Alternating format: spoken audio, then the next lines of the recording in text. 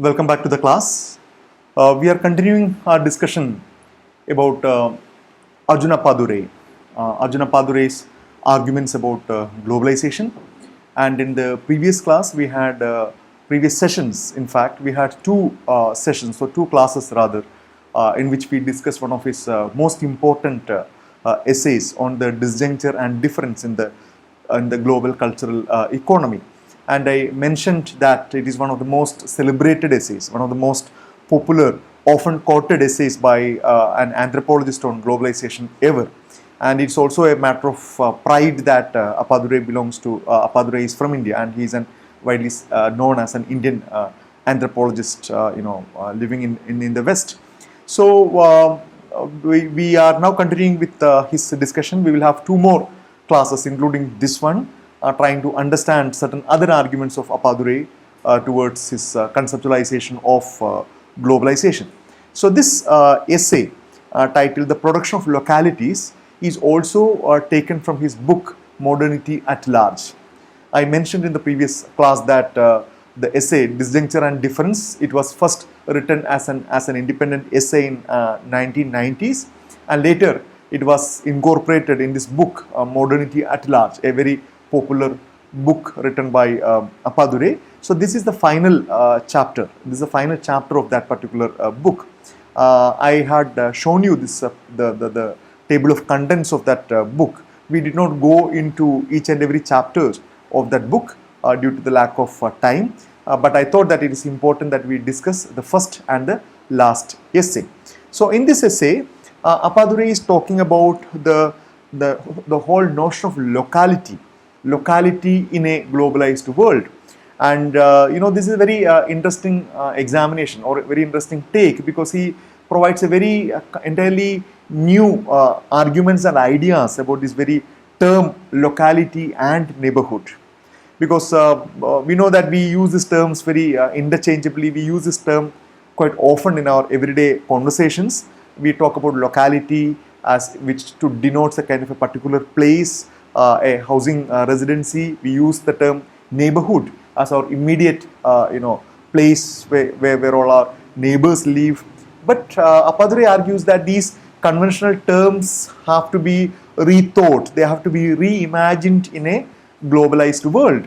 So it's extremely important, and more so because Appadure is an anthropologist, and anthropology has been centrally concerned with the question of locality, because you know that anthropologists have traveled across the globe to understand different primitive tribes, different sections of society, people living in different far off places.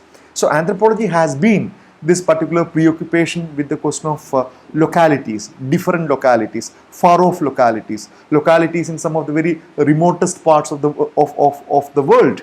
So these localities which are so remote from the mainstream societies, from the urban centers, were always a point of interest for anthropologists. But now, in a globalized world, what does this locality mean? What does this quality of neighborhood mean? Is a very, very important point of inquiry. So that is what we are going to discuss, and I am again going to show you the essay. So we go through that essay rather than depending upon the PowerPoint. Yeah. So this is the chapter 9, the last chapter in his book Modernity at Large, the production of locality. So this chapter addresses related questions that have arisen in an ongoing series of writings about global cultural flows.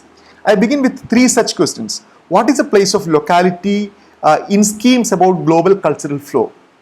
Does anthropology retain any specific rhetorical privilege in a world where locality seems to have lost its ontological moorings? So this is what I was mentioning about. So what is the meaning of locality in a globalized world, and does anthropology has any particular stake over such kind of a claim? Because the very ontology of locality has changed.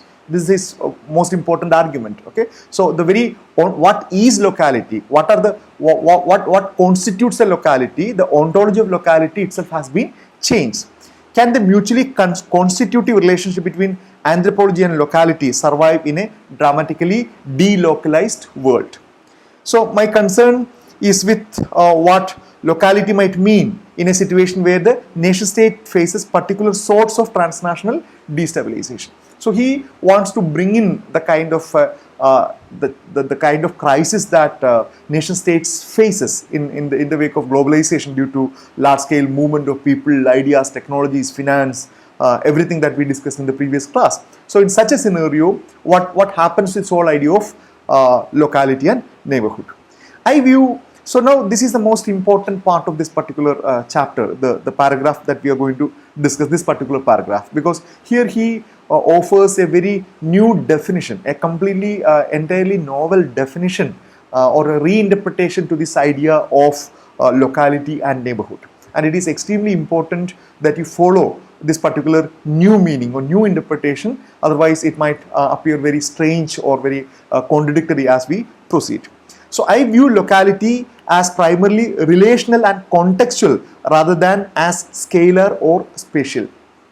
I see it as a complex phenomenological quality constituted by a series of links between the sense of social immediacy, the technologies of interactivity, and the relativity of context. The phenomenological quality, which expresses itself in kinds of agency, sociality, and reproducibility, is the main predicate of locality as a category or subject that I seek to explore. So now he's making a contrast between locality and neighborhood. Okay, so again I want to invite your attention to our conventional understanding of locality. So when you say that it's a poorer locality in the city of Mumbai, or it's a poor locality in the city of Chennai, what does it indicate? It indicates a particular geographic area, a particular place. Okay, but Appadurai is giving a completely different meaning, and he is saying that it should not be connected with the scalar or spatial aspects. It is not something that is connected with the space. Okay, rather he is talking about locality as a phenomenological quality, a kind of a particular process of meaning making, a particular kind of particular kind of emotional character, particular kind of ideas that associate with that. I see it as a complex phenomenological quality constituted by a series of links between a sense of social immediacy. Okay, so it's constituted by a series of links between a sense of social immediacy. Again, please keep in mind, it is social immediacy. Okay, you feel that that given a locality, you feel socially close. Okay, this social closeness need not be physical closeness. Okay, you can you may not have any social relationship with maybe your immediate neighbor, but you may have a very close social relationship with your relative or friend who is on the other continent. Okay, so he's talking about the sense of social immediacy, the technologies of interactivity. Okay, how the technologies have enabled you to have a very thick set of interaction, and relativity of contexts. Okay, the kind of changing meanings and changing context of different situations. This phenomenological quality, which expresses itself in certain kinds of agency, sociality, and reproducibility, is the main predicate of locality as a category. So he's saying that this phenomenological quality, this sense of ideas, and this sense of emotions, and this sense of relativity is which expresses itself in certain kind of agency. Okay, this locality expresses through certain kind of agency, sociality, and reproducibility, because this particular sense of phenomenological character quality has the ability to reproduce it. Okay, and is the main predicate of locality as a category that I seek to explore. In contrast, I use the term neighborhood to refer to the actually existing social forms in which locality as a dimension or value is variably realized. Neighborhood in this usage are situated communities characterized by their actuality, whether spatial or virtual, and the potential for social reproduction. So neighborhood, he's talking about the social form. Okay, if locality is the phenomenological character or phenomenological quality, okay, which solely kind of a set of quality of which has the ability of reproducibility, of sociality, of agency, here he is talking about neighborhood as the social form. Okay, as the social form through which the phenomenological quality of locality is expressed. So it is it is the forms of the actually existing social forms in which locality as a dimension or value is variably realized. So he is saying that neighborhood is the social form through which the various manifestations of locality is manifested. And neighborhoods in this usage are situated communities. Okay, situated communities, a group of people who have a sense of we feeling. Okay, usually one of the very important sociological definitions of community is that the conventional definition of community is that a group of people who live in a given area and people who have a sense of we feeling, a sense of identity, a sense of belongingness. Okay, so here he is saying that this usage are situated communities characterized by their actuality. Okay, so it is concrete set of communities, whether spatial or virtual. So he is not talking about the actual group of people who are situated in a given place. It could be even virtual, and this is the most important one. Okay, and their potential for social reproduction. So here communities, so you know that we hear a lot about virtual communities. Okay, you can be a part of, you can be completely isolated from your actual neighbors or your people who live in your locality. You are not a part of that, but then still you can be a very active member of a virtual community. Okay, in the internet through a host of different communities. You could be maybe some avid gamers. You could be a member of a group which is working for environmental protection or human rights or animal protection. N number of online internet communities are there, and many of us are active participants to that. So here he is talking about neighborhood as such kind of community. So these communities need not be the kind of a conventional community which can be seen in a physical setting. Okay, so this could include both physical as well as virtual. Okay, their actual as well as virtual, the spatial as well as virtual, and their potential for social reproduction. So this distinction is extremely important to understand the remaining part of his argument. So as I mentioned, he gives a very different kind of interpretation to these two words, locality and neighborhood. As part of this exploration, I addressed two further questions. How does locality as an aspect of social life relate to neighborhood as substantive social forms? Okay, is the relationship of locality to neighborhood substantially altered by recent history, especially by the global crisis of nation state? So these are the two major questions that he want to engage with.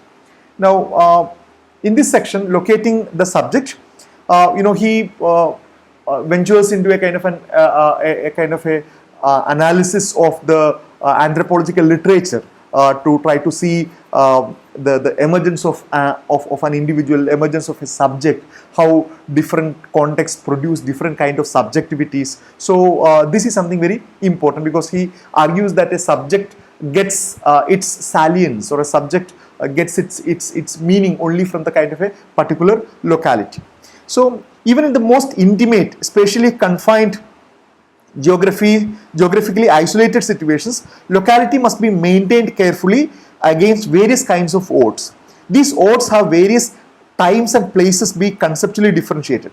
In many societies, boundaries are zones of danger requiring special ritual maintenance. In other sorts of societies, social relations are inherently fictive, creating a persistent tendency for some neighborhoods to dissolve. So he's talking about how, say in different societies, whether especially in say traditional societies, how these notions of neighborhood is created. Okay, neighborhood will have this idea of very concrete set of boundaries. So this concrete set of boundaries are erected mostly in physical sense, or also through ritual sense. There are ritual boundaries for every villages. If you are familiar with the rural scenario or the tribal scenario, every tribal habitat will have a set of understanding about which constitutes their neighborhood, their place of life, beyond which lies the area of danger, of unknown, of the strange, and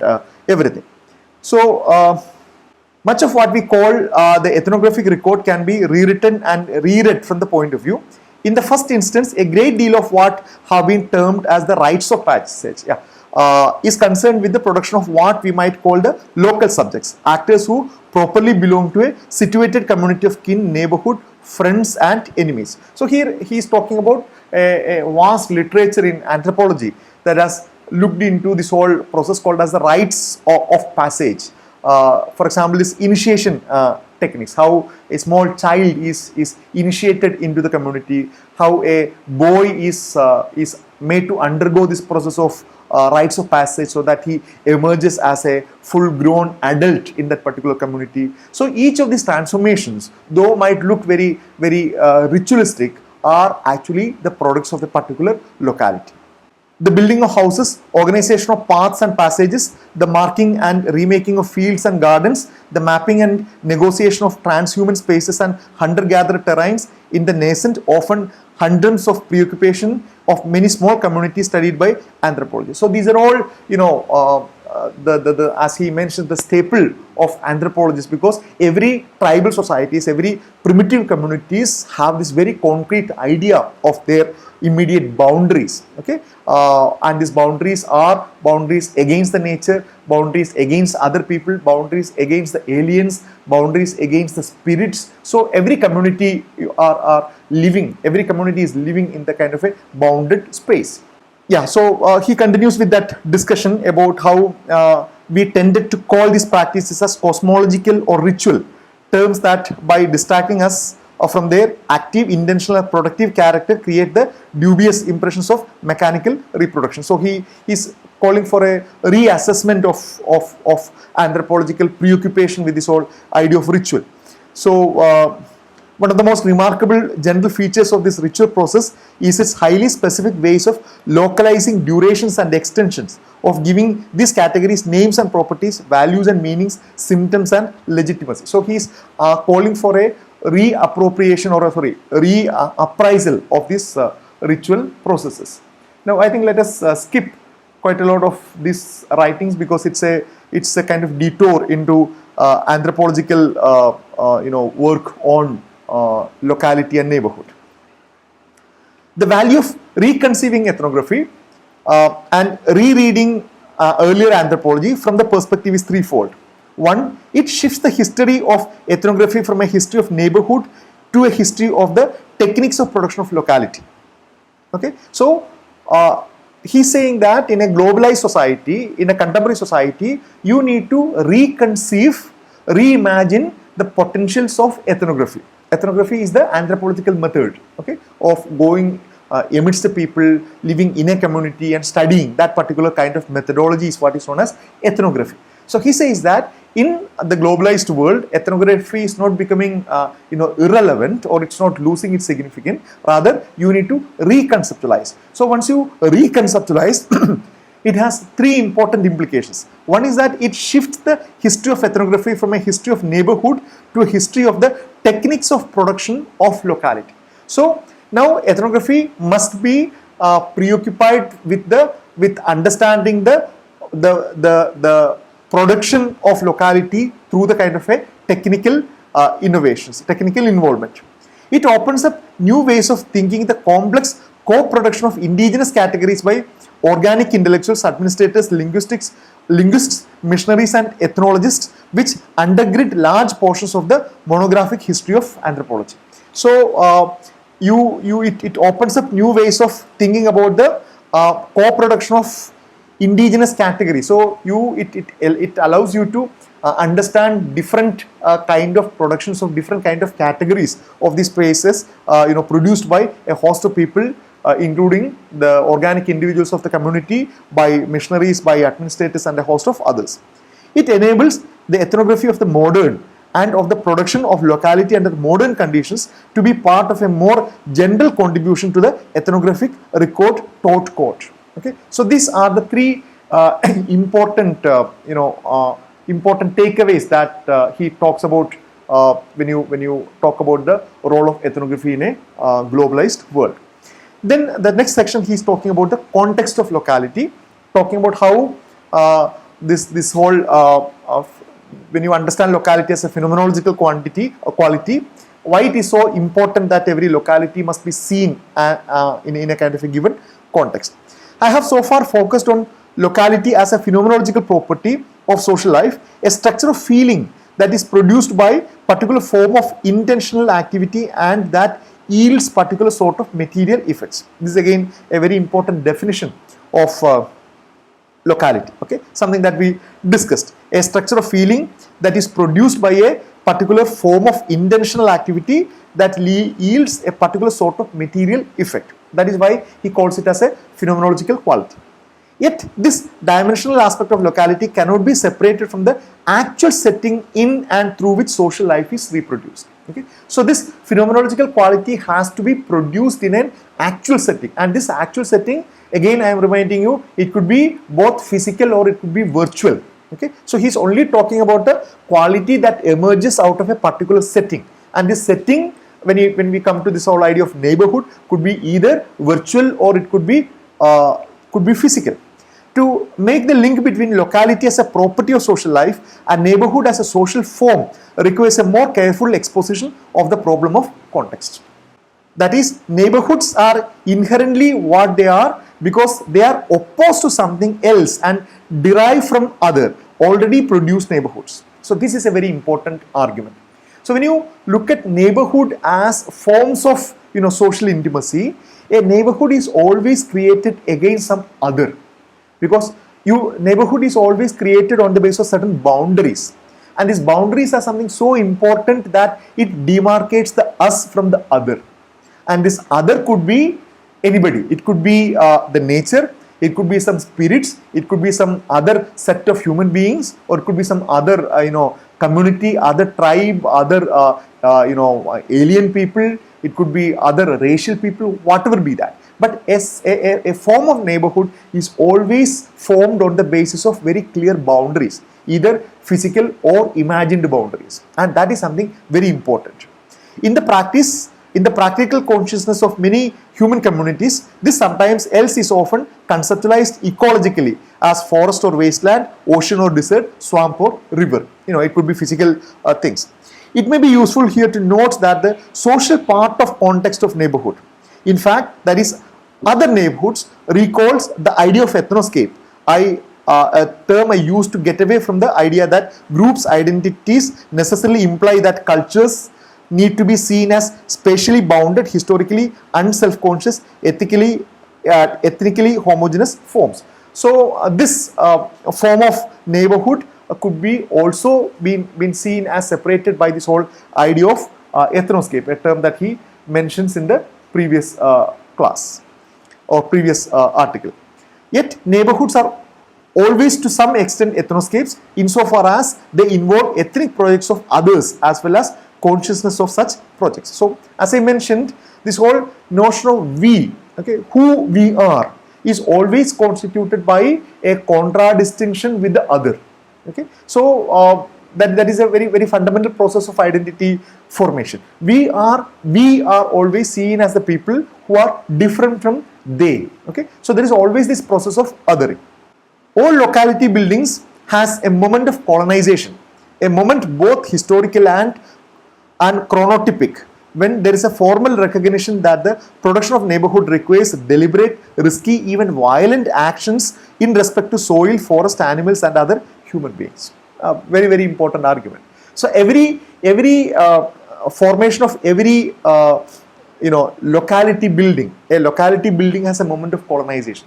When you talk about it as a locality, as a set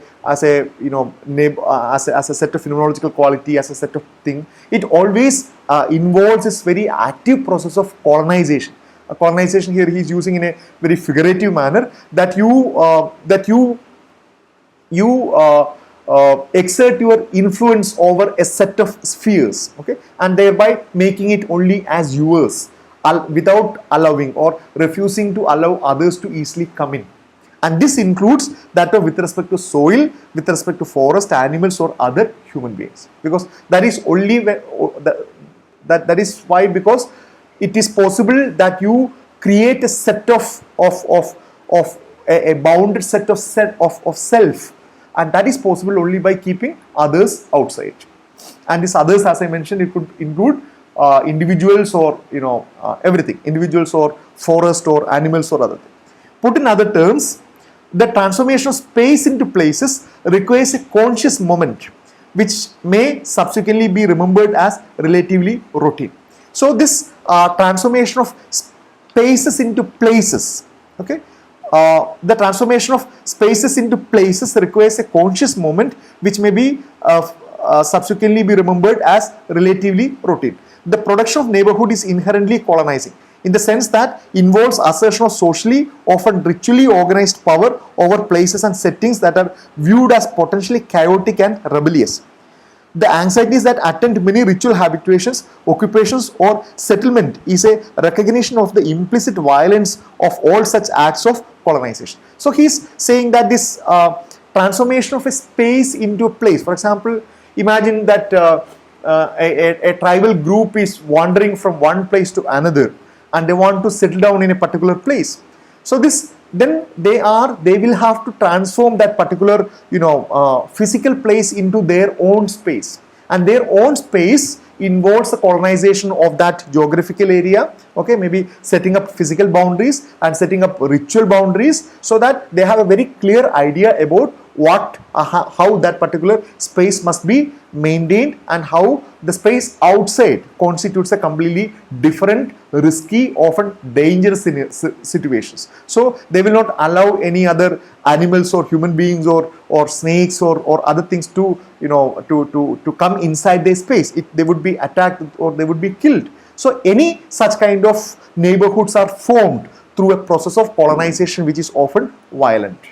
The central dilemma that is that neighborhoods both are context and at the same time require and reproduce context. Okay, so that is a very important point that he is talking about. Every neighborhood, every form of coexistence requires a context. You can't have a context without that, and this context could be physical, it could be ritual, and it also produces a context. So it's not always that it receives a context and then exists as such, but it has the ability to reproduce a context. Neighborhoods are context in the sense that they provide the frame of setting within which various kinds of human actions, productive, reproductive, interpretative, performative, can be initiated and conducted meaningfully. Okay, so that is why we say that it requires a kind of a context. Because meaningful life world requires legible and reproducible forms of patterns of actions. They are text-like and thus require one or many contexts. Okay, so this what comes out of this particular neighborhood is very much depends upon the kind of context in which these neighborhoods are located. From another point of view, a neighborhood is a context or a set of contexts within which meaningful social action can both be generated and interpreted. Okay, so it's not only that a particular action can be generated, but that particular action gains a particular definitive interpretation only within that context. In this sense, neighborhoods are context and contexts are neighborhoods. A neighborhood is a multiplex interpretative site. So that's the important point that he talks about it. The way in which neighborhoods are produced and reproduced requires the continuous construction, both practical and discursive, of the ethnoscape, necessarily non-local, against the local practices and projects are imagined to take place. Let us skip some of these points because he elaborates that the same point.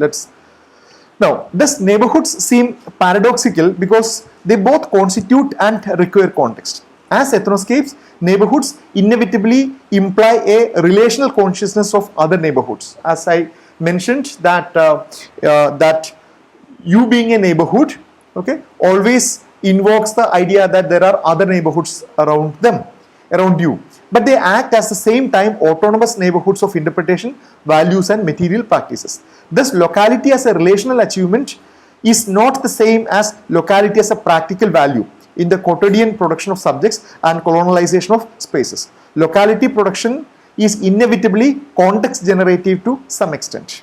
So he's arguing out the same point that locality production is inevitably context generative. and to some extent. So he's bringing in this whole relational aspect of locality and context in the analysis of neighborhood. And there are quite a lot of illustrations and examples that follow. Now let us come back to the central theme of the point, where the global production of locality. So what happens in this production of locality in a globalized world? What has been discussed thus far as a set of structural problems, that is locality and neighborhood, text and context, ethnoscape and life world, needs to be now explicitly historicized.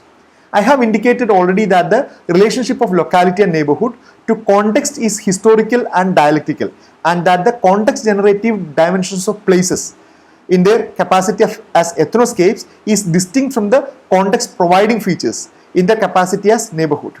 So how does these claims help to understand what happens in the production of locality in the contemporary world? So this relationship between context, neighborhood and locality, which has been historically one, okay, which has been historical and which never is a kind of a static one, how that unfolds in the era of globalization is what he is trying to look at.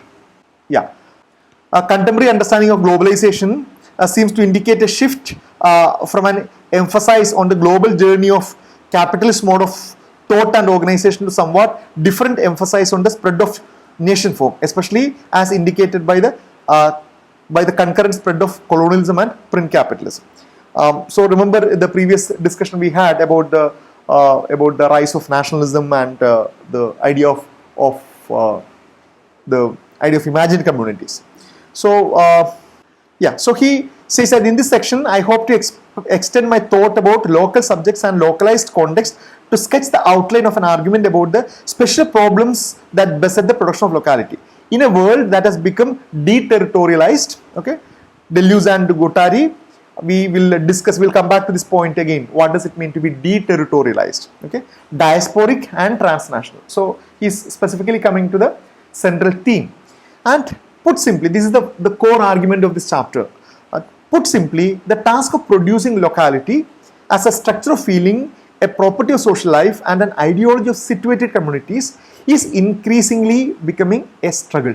Okay, so the production of locality, see earlier Appadure would argue that earlier the locality and neighborhood, okay, they coexisted, because imagine a tribal society or an agrarian society or a feudal society where people live in a same area and that area constitutes its neighborhood. It's only, there is nothing virtual about it, it's only physical interaction, and that constitutes the kind of a neighborhood, and that also constitutes the idea of a locality. Okay, it creates a kind of a particular notion of who they are, what are their common interests, what are their sense of identity, and whom do they consider as the other, who are the others, how do they make a kind of boundary for their physical and social existence. All these things are coeval. Okay, they exist together. Okay, but now that is no longer the case. As a structure of feeling, a property of social life and an ideology of a situated communities is increasingly a struggle. There are many dimensions to the struggle, and I shall focus here on three. The steady increase in the efforts of the modern nation state to define all neighborhood under the sign of its form of allegiance and affiliation. The growing disjuncture between territory, subjectivity and collective social movements. The steady erosion, principally due to the forces and forms of electronic mediation, of the relationship between spatial and virtual neighborhood. Okay, so these are the three important arguments that Appadure brings forward about the creation of a locality in a globalized world, and the rest of the article is its elucidation, is its elaboration. Let us spend some time trying to understand that. The first one is the steady increase in the efforts of the modern nation state to define all neighborhood under the sign of its form of allegiance and affiliation. So he would argue that modern nation states want to convert every forms of neighborhood as sites of declaring allegiance to itself. What does it mean? You know that a nation state is the paramount overarching political authority over a given population, over a given geographic area. And this given geographic area and given set of people have so many different forms of neighborhood. There are different communities, different different associations, different clubs, different gatherings, different set of ideas, different set of affiliations, and nation state is very suspicious about each of these things, because we know that nation state, especially modern nation state, is very apprehensive. It's very skeptical. It's very suspicious about people joining together with certain kind of ideas. Okay, so it always try to have a surveillance over these people. So he says that increasingly we are seeing in a society which can be seen as a surveillance state, where the state is exerting so much of or is implementing, or it is using quite a lot of surveillance mechanisms to evaluate, to surveil the kind of different forms of neighborhoods that are there in the society, because it is very much suspicious about people coming together, people developing different kind of imaginations, different kind of ideas, different kind of ideologies, because it always thinks that these forms can become a threat to its own monopoly of power. So he elaborates that very beautifully. Second is the disjuncture between territory, subjectivity, and collective social movement. So this is yet another very important point. There is increasing difference, or there is increasing disjuncture between territory, okay, a geographical area, and subjectivity and collective social movement.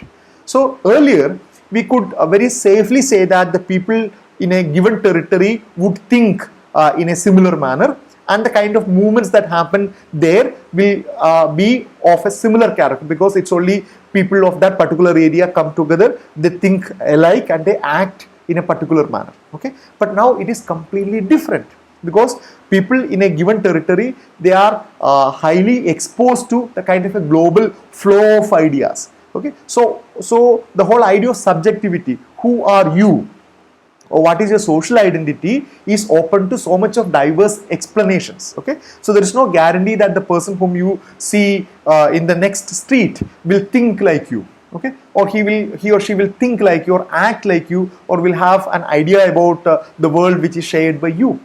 He or she could be completely different person.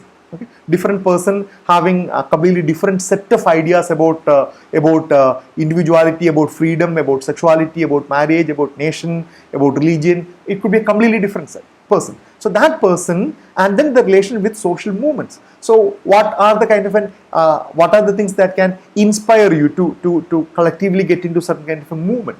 So these things are increasingly becoming diverse.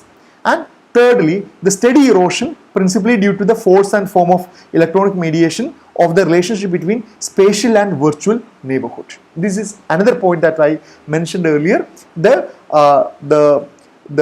division between the spatial and virtual neighborhoods. Okay, the very fact that you live in an apartment or you live in a housing colony does not mean anything. Okay, does not automatically mean that you are a member of that particular neighborhood, or you sense a share of community with that particular group of people. Okay, and there's nothing can be taken for granted in that sense, because you could be completely isolated from that community. You may not share anything with that community, but you could be an active member of a virtual community. You could be an active member of a Facebook group, or a WhatsApp group, or a member of a particular group who often meet through online means. And their ideas, your ideas could be completely different or opposite to the ideas of the people who reside next to you. So there is an increasing divergence between the spatial and virtual neighborhood.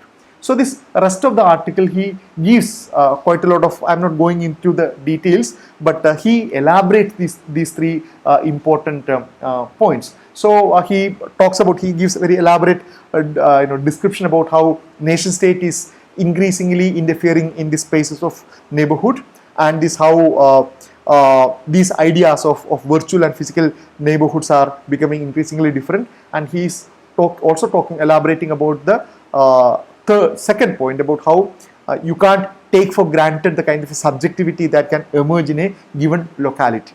And so there is an increasing distinction between a territory, subjectivity, and the kind of a social movements that can inspire people into collective action. Okay, so that is why this particular essay has been kind of been identified, been commented as a very important and insightful one, because Appadure is able to take this notion of locality and neighborhood away from the more conventional understanding of anthropological understanding of locality, as always been territorial. Okay, so I hope you would have understood by now, he is not talking about both locality as well as neighborhood as territorial. Okay, they have been lifted out of territorial. It doesn't mean that they have nothing to do with territory, they have nothing to do with the geographic place aspect. Of course they have, but it is not placeness alone. Okay, the place alone does not define a territory or a neighborhood. They have moved beyond that. So we are seeing an increasing dynamics between the virtual and the spatial, okay, the virtual and the physical, and that is what the particular argument, particular chapter talks about it. Okay, so let us stop here and we'll meet you for the next class. Thank you.